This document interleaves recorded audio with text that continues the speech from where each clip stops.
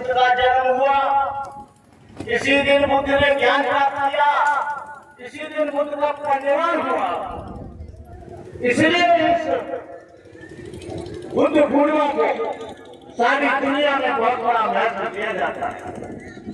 भगवान बुद्ध का संपूर्ण जीवन दया, करुणा, मैत्री, प्रेम, अहिंसा, बंधक, समदृष्टि, समता से भरपूर था। यदि उनके जीवन की किसी भी घटना को लिया जाए, एक भी श्रृंखला इसके विपरीत क्या क्या दिखाई न मिलेगी।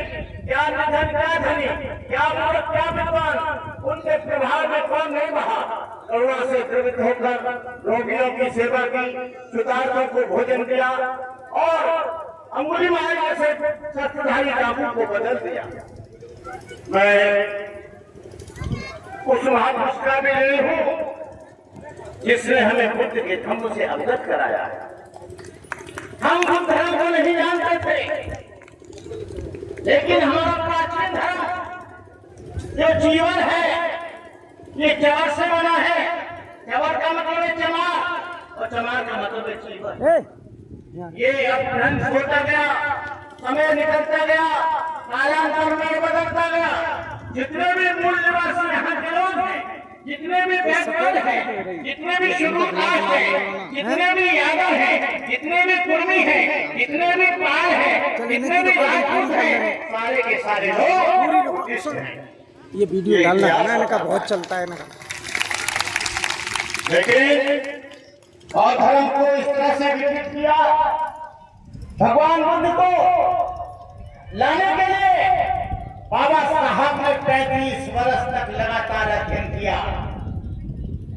बाबा साहब अम्बेडकर आज ना होते तो आज ये पंडाल लगाकर हम स्वतंत्रता के साथ यहाँ पर कार्य नहीं कर रहे होते। मैंने माननीय राम स्वरूप वर्मा के साथ, जो कुर्मी समाज के थे, उनके साथ काम किया है। ललित सिंह यादव के साथ मैंने काम किया है। काशीराम के साथ 25 वर्ष रहा हूँ। उनका अंतिम संस्कार सारी की सारी प्रक्रिया मैंने की है। मुझे बड़ा सौभाग्य और हर्ष है कि आप लोग यहाँ पर इतनी बड़ी तादाद में यहाँ पर इकट्ठे हुए हो। मेरी तरफ से इस बुद्ध पूर्णिमा के उपलक्ष्य में बहुत बहुत मंगल कामनाएं हैं, बहुत बहुत शुभकामनाएं हैं। आपका जीवन निरोग रहे, आपका जीवन अच्छा रहे। बाबा साहब डॉक्टर अम्बेडकर ने बहुत चिंतन करने के बाद इस धर्म को खोज निकाला। बाबा साहब से एक बार पूछा पत्रकारों ने कि बाबा साहब अम्बेडकर अब बुद्धिज्म को अडॉप्ट क्यों कर रहे हो, हिंदू धर्म को क्यों छोड़ रहे हो। बाबा साहब ने कहा, मुझे बौद्ध धर्म में समता दिखाई देती है, मुझे बौद्ध धर्म में मानवता दिखाई देती है, मुझे बौद्ध धर्म में करुणा दिखाई देती है, मुझे बौद्ध धर्म में भाईचारा दिखाई देता है, मुझे बौद्ध धर्म में कोई ऊंचा नीचा दिखाई नहीं देता, मुझे बौद्ध धर्म में इंसानियत दिखाई देती है, मुझे बौद्ध धर्म में एक आदमी छोटा, एक आदमी बड़ा नहीं है। इसलिए बाबा साहब को, यहाँ के आरएसएस के लोगों को और यहाँ के हिंदुओं को, यहाँ के तमाम लोगों को आह्वान होना चाहिए कि बाबा साहब डॉक्टर अम्बेडकर ने वो धर्म को स्वीकार किया जिसके यहाँ पर सारे के सारे तीर्थ स्थान भारत में हैं। उन्होंने भौगोलिक दृष्टि से देखा कि मैं यदि मुसलमान हो जाऊंगा, करोड़ों लोगों के मस्तिष्क में चले जाएंगे। यदि मैं ईसाई हो जाऊंगा, यहाँ के लोगों के दिमाग यरूशलेम, न्यूजीलैंड, पोलैंड चले जाएंगे। बाबा साहब डॉक्टर अम्बेडकर ने उस धर्म को खोज निकाला। बाबा साहब ने कहा, जब बुद्ध दीक्षा दे रहे थे तो वहाँ पर राजकुमार, युवराज और ब्राह्मणों की दीक्षा हो रही थी। तब वहां पर एक झाड़ू लगाने वाला व्यक्ति था, जो झाड़ू लगा रहा था, जिसे अखबार कहते हैं। वो बार बार आता, बार बार छुप जाता, दीवार की ओर पे चला जाता, कभी खम्भों की ओर पे चला जाता। भगवान ने कहा, आनंद देखो ये कौन है जो बार बार छुपता है, बार बार आता है, बार बार देखता है। भगवान ने उसे बुलाया। बुद्ध ने कहा, तू दीक्षा लेगा? बोले हाँ ले लूंगा। तू भिक्षु बनेगा? हाँ बन जाऊंगा। तू मुंडन कराएगा? हाँ करा लूंगा। भगवान बुद्ध ने उसे बुलाया, उसका मुंडन कराया, उसे दीक्षा देने लगे। तो राजकुमार युवराजों ने और ब्राह्मणों ने विरोध किया। नहीं, पहले दीक्षा हमारी होगी, इसकी दीक्षा बाद में होगी। भगवान ने कहा नहीं, ये जाति से छोटा है, उम्र से छोटा है, ज्ञान से छोटा है, कर्म से छोटा है, पहले इसकी दीक्षा होगी। इसकी नीचता को मुझे हमेशा के लिए समाप्त करना है, ये नीचा न रहे। भगवान बुद्ध ने पहले सुनीत को दीक्षा दी, और बुद्ध धर्म का नियम है, यदि बेटा पहले दीक्षा ले ले और बाप बाद में ले दीक्षा, तो बाप जो है बेटे को नमस्कार करेगा, बेटा जो है बाप को नमस्कार नहीं करेगा। क्योंकि यहाँ पर सीनियर और जूनियर थी, जो जन्म होता है वो दीक्षा से होता है। भगवान बुद्ध ने उसको दीक्षा दी, और दीक्षा देने के लिए बाद में राजकुमार राजाओं ब्राह्मणों की दीक्षा हुई। भगवान ने कहा इस सुनीत को नमस्कार करो, ये तुमसे उम्र में बड़ा है। भगवान बुद्ध का इतना अद्भुत धर्म, भगवान बुद्ध का इतना महान धर्म, भगवान बुद्ध का इतना चेतना का धर्म। भगवान बुद्ध से कहा करते थे लोग, जब भारतवाज ब्राह्मण से भगवान बुद्ध का साक्षात हो रहा है, भगवान बुद्ध से कहा हम लोग ऊंचे हैं, अन्य लोग नीचे हैं। भगवान बुद्ध ने कहा मैं किसी व्यक्ति को जन्म से न ऊंचा मानता हूं न नीचा मानता हूं। जब बुद्ध ने कहा न जच्चा बसलो होती, न जच्चा होती धामनो, कमनो बसलो होती, कमनो होती ब्राह्मणो। जन्म से कोई ब्राह्मण नहीं होता है, कर्म से कोई नीच नहीं होता है। भगवान बुद्ध ने कहा जिसका चरित्र ऊंचा है, जो शीलवान है, जो चरित्रवान है, जो गुणवान है, जो शिक्षित है, वही व्यक्ति मेरे यहाँ ऊंचा है। और चाहे उसने ब्राह्मण जाति में जन्म लिया है, यदि चोरी करता है, झूठ बोलता है, शराब पीता है, विचार करता है, हत्या करता है, वो आदमी मेरे यहाँ नीचा है। कोई आदमी जन्म से ऊंचा नहीं है, कर्म से ऊंचा नीचा होता है, ऐसा भगवान बुद्ध ने कहा। भगवान बुद्ध के धर्म में अनेकों जातियों के लोग थे, अनेकों समाज के लोग थे। भगवान बुद्ध ने कहा हे भिक्षु, मेरा धर्म एक सागर की तरह है, जिस तरह अनेकों नदियां सागर में गिरती हैं, फिर अपना अपना समाप्त कर देती हैं।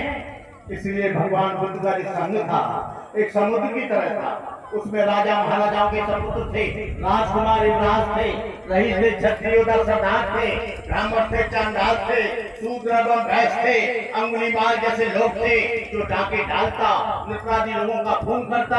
अम्बकाल काशी नगर बधू थी, जिसकी एक एक कदम पर राजा रामीन लोग लाखों रुपया न्यौछावर कर देते। सुपाक था, कुत्ते का मांस खाता, स्वाति मछिरा था, नंदू ग्वाला था, धनिया कुम्हार जाति से आया था, सुपैया डॉक्टर जो शमशान से आया था, यह समीर व्यापारी का बेटा था, वृंदा वैश्या की लड़की थी, पूर्णदासा पुत्री थी, चंपा शिकारी की लड़की थी, उपाली नाई था, आकाश ब्राह्मण था, सुनीत भंगी था, जिसने अर्हत प्राप्त किया, महापंडित देवता से चांडाल का बेटा। बाबा साहब अम्बेडकर बर्मा से कॉन्फ्रेंस करके आ रहे, बीएचयू में मदन मोहन मालवीय ने कहा क्या डॉक्टर अम्बेडकर आप मेरे यहाँ अपना एक व्याख्यान दे सकते हैं मेरी यूनिवर्सिटी में। बाबा साहब ने कहा मदन जी मैं जरूर चलूंगा लोगों को जगाने के लिए, लेकिन तुम तो मेरे हाथ का छुआ हुआ पानी भी नहीं पीते हो, तुम तो कट्टर ब्राह्मण हो। बाबा साहब गए। जब बाबा साहब शाम को बैठे हैं और जब लंच का टाइम आ रहा है डिनर का, तो बाबा साहब से मदन जी कह रहे हैं कि हे अम्बेडकर, तुमको यहाँ अंडा खाने को लिए नहीं मिलेगा, क्योंकि हिंदुओं की यूनिवर्सिटी है, आपको अंडा मिलेगा तो मुसलमानों की यूनिवर्सिटी में अलीगढ़ में मिलेगा। बाबा साहब ने तो कटाक्ष किया। बाबा साहब ने कहा मैं डायबिटिक हूँ, मैं अंडा रोज खाता हूँ, सुबह खाता हूँ, शाम खाता हूँ। मैं मदन जी अच्छी तरह से समझ लेना, मैं मुसलमानों का अंडा खा सकता हूँ, क्योंकि मुसलमानों की मुर्गी मोहम्मद साहब थे, उन्होंने कुरान लिखा। मैं ईसाइयों का अंडा खा सकता हूँ, क्योंकि ईसाइयों की मुर्गी ईसा मसीह थी। मैं सिखों का अंडा खा सकता हूँ, सिखों की सिख धर्म की मुर्गी गुरु नानक से इसमें सिख धर्म पैदा हुआ। मैं बुद्ध धर्म का अंडा खा सकता हूँ, बौद्ध धर्म के संस्थापक भगवान बुद्ध थे, इसमें बुद्ध धर्म पैदा हुआ। अरे मदन जी तुम्हारी 33 करोड़ मुर्गियां हैं, सब उड़ गए। पता ही नहीं लगता है कि तुम्हारी मुर्गी अंडा देती ही नहीं है, तुम्हारे पास अंडा है भी नहीं। बाबा साहब डॉक्टर अम्बेडकर बड़े विद्वान थे, बड़ा सोच समझकर। आज आपको बता दूं मैं कि आज देश के हालात बदल रहे हैं। बाबा लोग बेलगाम हो गए। कोई बाबा कहता है संविधान बदल डालो, कोई कहता है कि भारत को हिंदू राष्ट्र घोषित कर दो। लेकिन हम भी एक बाबा है बहुत समझे, हम बोलते हैं कि ये देश किसी की बपत की जागीरदारी नहीं है। ये देश मुसलमानों का है, ये देश सिखों का है, ये देश बौद्धों का है, ये देश ईसाइयों का है, ये देश आदिवासियों का है, ये देश बैकवर्ड का है, ये देश अछूती जाति का है। ये देश किसी की बपत की जागीरदारी नहीं है, देश को बदल दे। यहाँ संविधान को बदलने की बात करते हैं। ये सच है कि जब तक संविधान जिंदा है तब तक तुम जिंदा हो। यहाँ का बैकवर्ड जिंदा है, यहाँ का आदिवासी जिंदा है, यहाँ का बहुजन समाज जिंदा है। जिस दिन संविधान खत्म होगा उस दिन तुम भी मर जाओगे, उस दिन हम भी मर जाएंगे।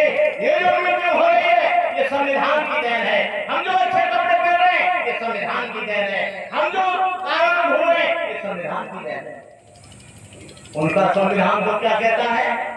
स्त्री शूद्रो नाद्यता समरे जगत कठोरवना धारा सदिन भेद चाहे जांच स्त्री और शब्द तेरी विद्यावती। यदि वो व्यक्ति मन को छुड़े तो उसके कानों में गरम शीशा का पीता पढ़ के विद्वान हो जाए तो एक भक्ति के तरीके रखता। भगवान बुद्ध का धर्म। मोदी जी जापान में गए, में जापान में था। मोदी जी ने कहा कि मुझे समुराई का जिस टेम्पल दिखाओ। मोदी जी वहां गए, जो नाटक करना था किया।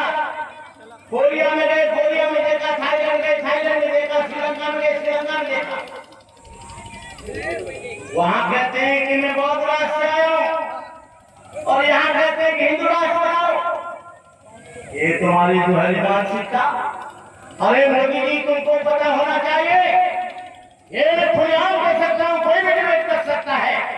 यदि भारत की पहचान है तो बुद्ध से है, और इस देश को पहचान दिलाई है तो भगवान बुद्ध ने दिलाई है। कोई और भगवान नहीं है जिसकी वजह से यहाँ पहचान आई। आप सारी धरती को खोज कर देख लीजिए। मैं मथुरा के कॉलेज में पढ़ता था, म्यूजियम में जाता था। म्यूजियम में पूरी मूर्तियां जैन धर्म और बौद्ध धर्म की है।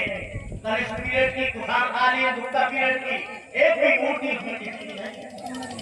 लेकिन छड़ावा के साथ बहनों, आपको मैं बता देना चाहता हूं, आपको किसी भी अंधविश्वास में नहीं पड़ना चाहिए। बाबाओं की गंडा ताबीज के चक्कर में नहीं पड़ना चाहिए। आपको मजारों के चक्कर में नहीं पड़ना चाहिए।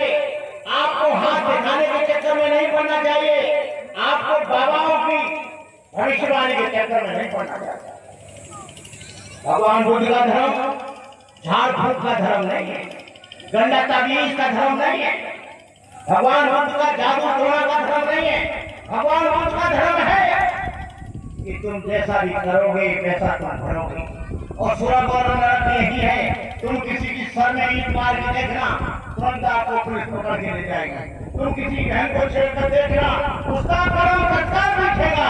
आपके लिए 354 में 173 में आपको बंद कर दिया जाएगा। आप किसी का कत्ल करना, 302 में आपको बंद कर दिया जाएगा, आजीवन कारावास हो जाएगा। तो बुद्ध कहते हैं तुम्हारा जो दुख है उसका कोई कारण है। दुख जो आता है बिना कारण के नहीं आता है, लेकिन उसका निवारण है, उसको दूर करने का तरीका है। उसके मार्ग को खोजना पड़ेगा। लेकिन आपका बच्चा बीमार है, आप जा रहे हैं, उसको मिल गया, उसको मिल गया रहे, आप कह रहे भूत आ गया। आप उसे लगा रहे हो, धुआं लगा रहे हो, जरूरत है उसे ऑक्सीजन की, और आप उसे धुआं दे रहे हो। अगरबत्ती का, मोमबत्ती का, आप फिर काम में दौड़ रहे, आप बाबा के पास जा रहे, बाबा ठीक कर दे। अरे यदि यही जादू मंत्र जादू टोना से ठीक हो जाए तो इन हॉस्पिटल में क्या जरूरत है?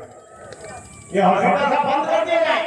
यहाँ जो है आदमी हॉस्पिटल कम बनाता है, मंदिर ज्यादा बनाता है। स्कूल कम बनाता है, मंदिर ज्यादा बनाता है।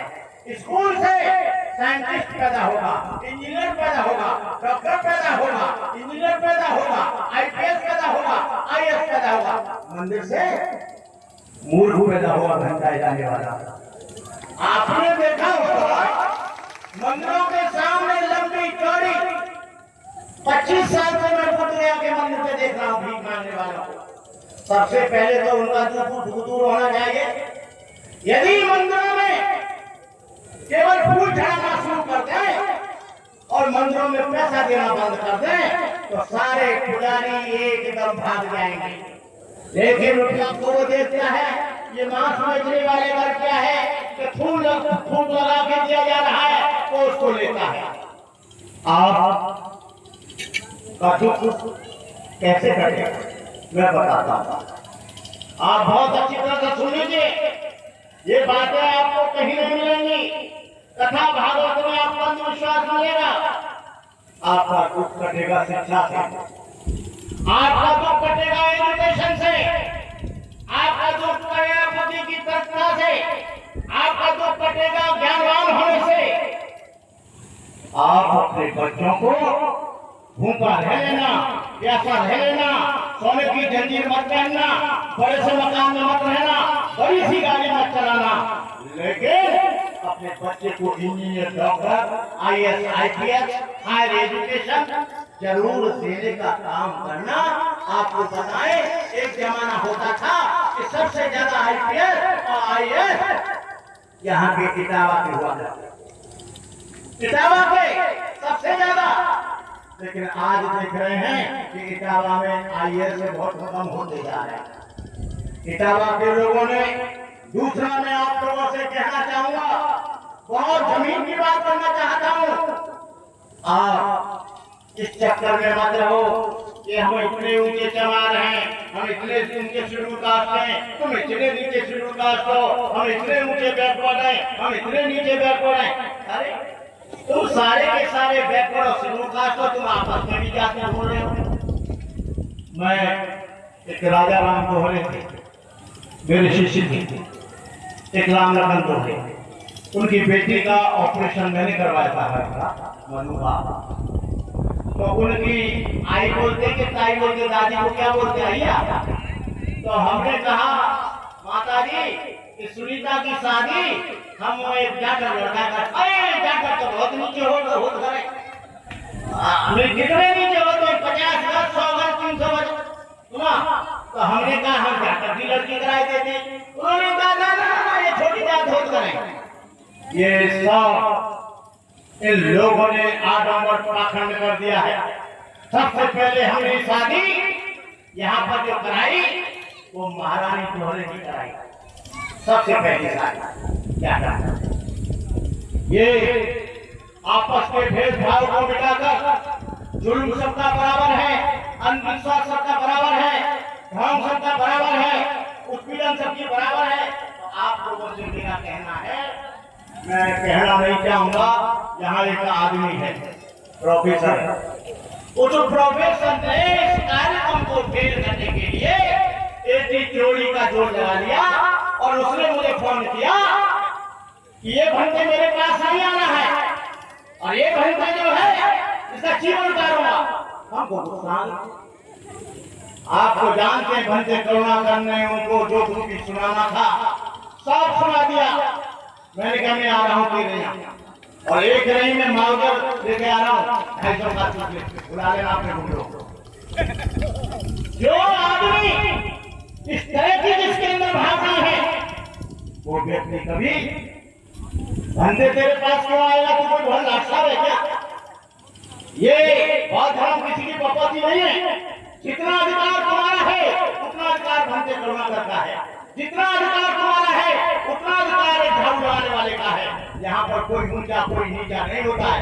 और सबसे बड़ा अधिकार उसका है जो बुद्ध के विचारों को मानेगा, बुद्ध के विचारों को मानेगा नहीं और दुनिया में उतरेगा।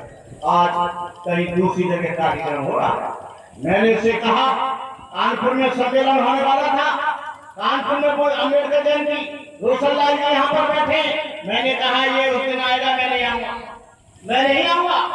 उन्होंने दूसरे पहले दिन मेला रखा, दूसरे दिन उसका 2-2.5 घंटा स्पीच देंगे। अरे क्या जरूरत है दर्शन को बताने की? जो जमीन पर छोटी मोटी कुरीतियां हैं उनसे तो ये दूर हो नहीं रहे। पहले ने कुछ दर्शन समझा दो। ऐसा नहीं हो। यहाँ पर सारे देवी देवता पैदा हुआ। जब भारत और पाकिस्तान बटा, इतने अच्छे राष्ट्रवादी हमारे देवता, एक भी पाकिस्तान नहीं गया, तो एक ही रहेंगे, एक बाहर नहीं गया। सरस्वती की पूजा करो, विद्या मिल जाएगी।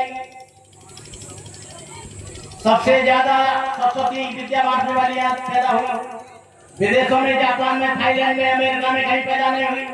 टैंक उनसे खरीद रहे, रॉकेट लॉन्चर उनसे खरीद रहे, हेलीकॉप्टर उनसे खरीद रहे, हवाई जहाज उनसे खरीद रहे। इन्होंने बैलगाड़ी बनाई, इसके पहिए भी टक्कर में रहा है। तुम्हारी उपलब्धि क्या है? यहाँ पर हनुमान जी की पूजा करेंगे, जय हनुमान ज्ञान गुण तुम करो, लेकिन राष्ट्र का भी ध्यान रखो। यह तुम्हारे देवता तुम्हें मजबूत होते तो महमूद बदलवी 1700 में यहाँ के 1000 ईस्वी पूर्व आया, सारे मंदिरों पर आक्रमण किया, सब उठा लिया। भगवान सबकी रक्षा करेंगे, लेकिन मैं देखता हूँ मंदिरों में इतने दिन बड़े ताले डाल देने। अरे जब भगवान ही रक्षा कर रहे, ताले डालने का जरूरत है? भगवान रक्षा करेंगे। लेकिन मेरे यहाँ मंदिर है गणपति का, उनका गणपति का टोपा सोने का था।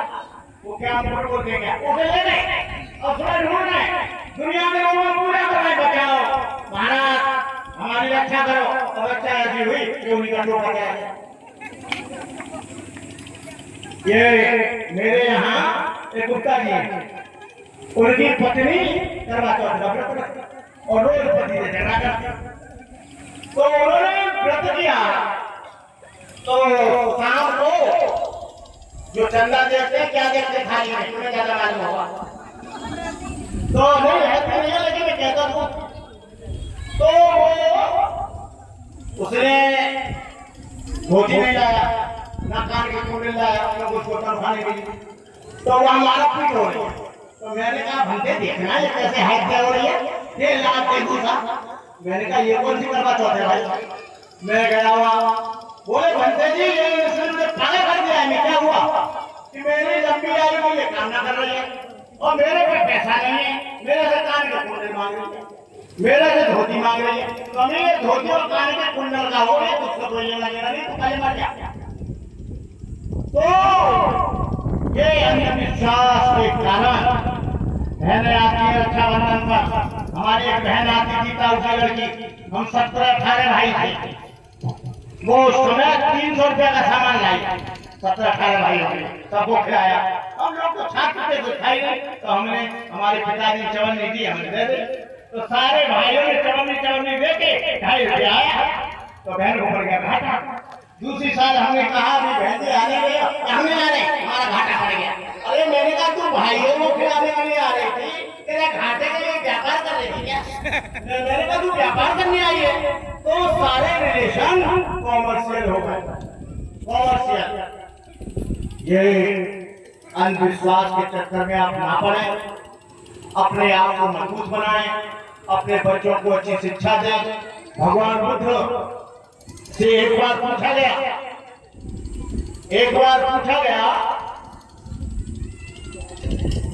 हे तथागत ये बताएं कि यहाँ ढेर सारे लोग प्रवचन करने आते हैं और कहते हैं हमारी बात मान लो, उनकी बात मत मानो। बहुत लोग कहते हैं हमारी गाड़ी इतनी लंबी हो गई है, हमारी बात मानो। बहुत लोग कहते हैं हम तपस्या करके आए पहाड़ से, हमारी बात मानो। बहुत लोग कहते हैं हम नंगे रहते हैं, हमारी बात मानो। बहुत लोग कहते हैं हम तिलक लगाते हैं, त्रिशूल रखते हैं, हमारी बात। भगवान बुद्ध ने कहा किसी बात को इसलिए मत मान लेना, ग्रंथों में लिखी है, किसी बात को इसलिए स्वीकार मत कर लेना कि लोग उसको मान रहे हैं, किसी बात को इसलिए मत मान लेना कि परंपरा से है, किसी बात को इसलिए मत मान लेना कि बहुत से लोग उसका समर्थन करते हैं, किसी बात को इसलिए मान लेना कि बुद्धि और तर्क की कसौटी पर खड़ी तो आ जाए ना वहाँ समझ कह रहा है बुद्धि और तर्क की कसौटी पर खड़ी उतरती है, और जो तुम्हारे लिए लाभदायक है, मेरे लिए भी लाभदायक है, उतरते हैं। नहीं एक बार जैसे आप लोग तो कहते हैं सही है कोई न कोई दुख, कोई न कोई परेशानी आप सबको होगी, और मुझे भी है, उनमें मैं भी शामिल हूं। लेकिन बुद्ध ने कहा कि दुख जो आता है वो अपने आप नहीं आता।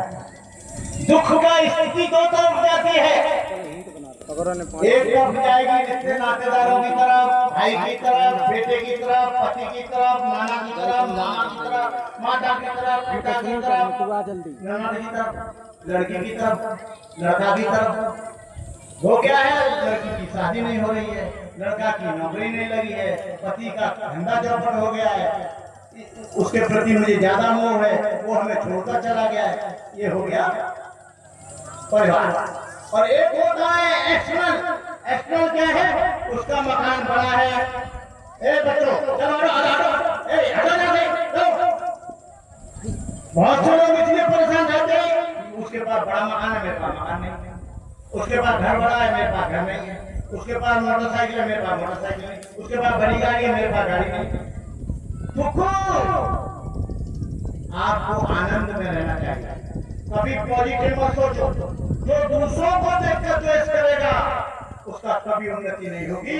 उन्नति उसी की होगी जो दूसरा का भी भला चाहे, अपना भी भला चाहे, दूसरों का भी कल्याण चाहे, अपना भी कल्याण चाहे, दूसरों के बारे में भी अच्छा सोचे, अपने बारे में भी अच्छा सोचे, हमेशा पॉजिटिव सोचो।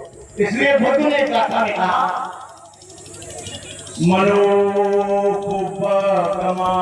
धम्मा मनोसेष्ठा मनोमया मनसा चेपदुष्टेन भासति वकरोति वा ततो न दुःखमनपेति चक्रं वा वहतो पदम्। ये मन, जो कोई आदमी बुरे मन से कोई कार्य करेगा, दुख उसके पीछे पीछे ऐसे होएगा जैसे गाड़ी के पहिए बैलों के पीछे पीछे। आप किसी का बुरा करोगे, आपका बुरा करने वाला मिल जाएगा। आप किसी की हत्या करने वाला करोगे, आपका भी हत्या करने वाला मिल जाएगा। आप किसी की टांग खींचोगे, आपके भी दो लोग टांग खींचने वाले मिल जाएंगे। इसलिए निश्चल भाव से इस बुद्ध के महान पर्व पर आप कुछ संकल्प करो, कुछ प्रतिज्ञा करो। यह तथागत हम अपने बच्चों को पढ़ाएंगे, हम मृत भोजन नहीं करेंगे, अपने माँ बाप की सेवा करेंगे। आप लोग सोचते हैं सबसे बड़ा कल्याण किसमें है? माता पिता उपस्थानम पुत्रदारक संग हो अनापूरात संबंधा एकम मंगल उत्तम। माता पिता की सेवा करना, बुजुर्गों का सम्मान करना, जो इसको करते हैं उनको कोई दुख नहीं मिलता। मेरी ताऊ के लड़के की पत्नी, उसने कभी अपनी सास की सेवा नहीं करी, कभी उसको सम्मान नहीं दिया, ऐसे ही उसकी बहू आ गई।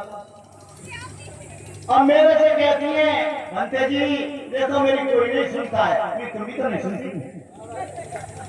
ऐसे को कैसा होता है जब बच्चा देखता है कि मेरे मामा मेरे दादी की मेरे दादा की सेवा कर रहे हैं, तो वो भी सोचता है कि मैं भी करूं, वो अपनी पत्नी को भी प्रेरित करेगा। जब तुम वो नहीं करेंगे तो वो भी नहीं करेगा। लेकिन याद रखो, ये जितने भी लोग बैठे हैं दुनिया में, कितने भी हीरो हीरोइन हो, महल में रहने वाला हो, बड़ी गाड़ी में चलने वाला हो, बड़े अच्छे कपड़े पहनता हो, सबको बुढ़ापा आना है, सबको मृत्यु आनी है। बुद्ध ने कहा 3 चीजों से कोई नहीं बच सकता। 3 चीजों, एक बुढ़ापा, एक रोग और एक मृत्यु। हम लोग सब मृत्यु को प्राप्त होंगे, हम लोग सब बुढ़ापे को प्राप्त होंगे, हम सब लोगों को बुढ़ापे में रोग होंगे और हमें दुनिया को छोड़कर चले जाएंगे। इसलिए बुद्ध कहते हैं अब कमादो मच्छरों करो अपमत्तान अभियंती है बोलता है ऐसा। प्रमाद अमृत का पद है, प्रमाद अमृत का पद है। जो प्रमादी हैं, द्वेष करते हैं, घृणा करते हैं, विद्यार्थी हैं, झूठ बोलते हैं, हमारे धर्म में ऐसा नहीं है कि किसी की कार बेटा और बाप भरो देवा। हमारे धर्म में पंचशील दिया जाता है, और पंचशील का मतलब है महाराज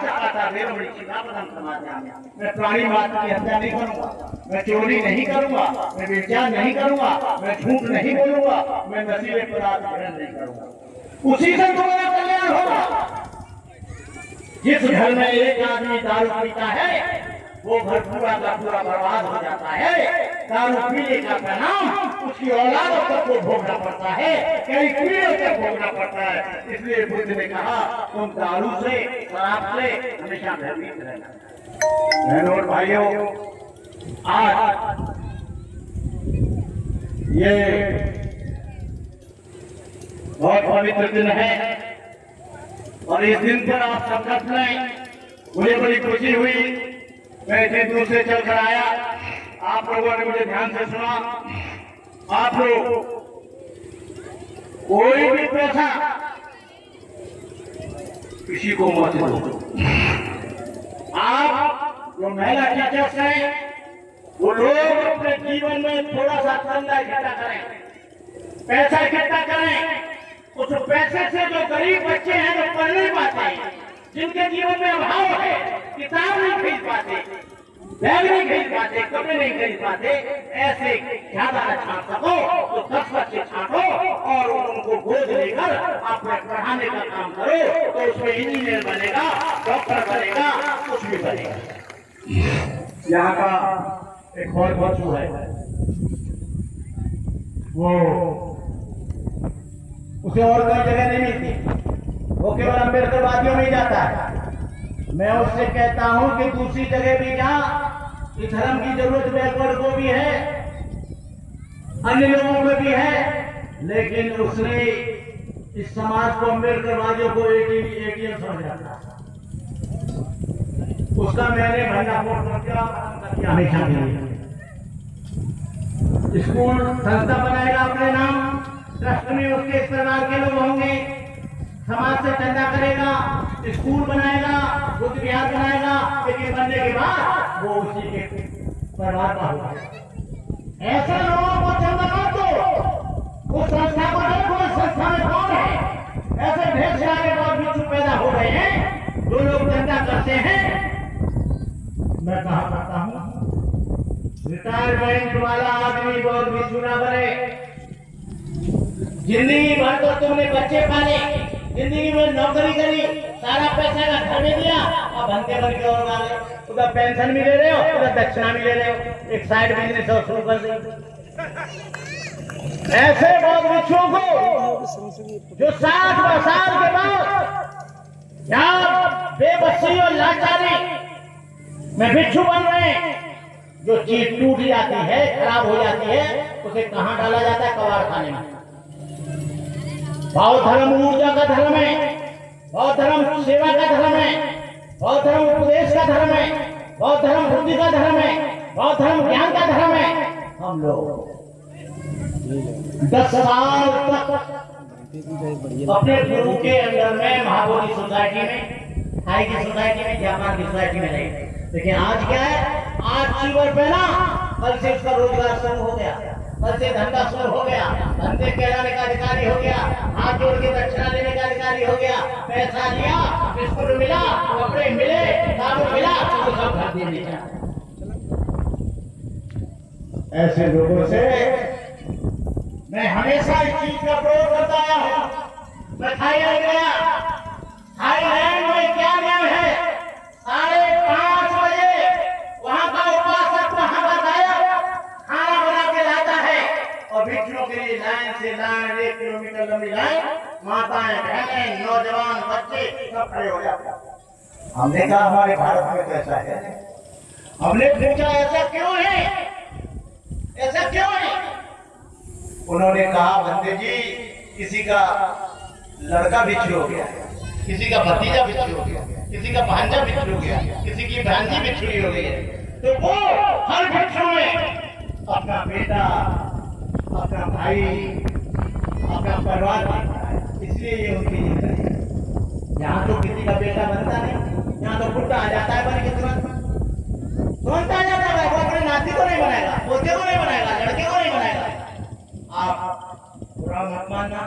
मैं अपने बुद्ध विहार पर शादीशुदा भंते को इन्फ्लुएंस नहीं करने देता, न खाना देता, दवा देता कि तू बच्चे पाल मां। अब तक 60 साल बच्चे पाले तो 2-4 साल की जिंदगी अब पाले तो क्या होगा?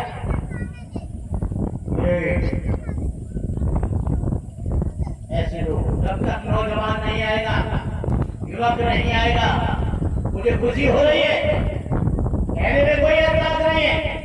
आज अम्बेडकरवादियों में कम बहुत कुछ बन रहे हैं, लेकिन साथ समाज में मैं दाद देता हूं उनको, नौजवान भिक्षु बन रहे, पीएचडी कर रहे हैं, एमए कर रहे हैं, वो जहां जहां रहते हैं, दिल्ली में मेरे पास 3-4 रहते हैं, पीएचडी कर रहे हैं। उपलब्ध है पीएचडी किया, तुम्हारा है डबल किया, एक बंदे और है उसने भी एमए किया, एक बंदे प्रोफेसर।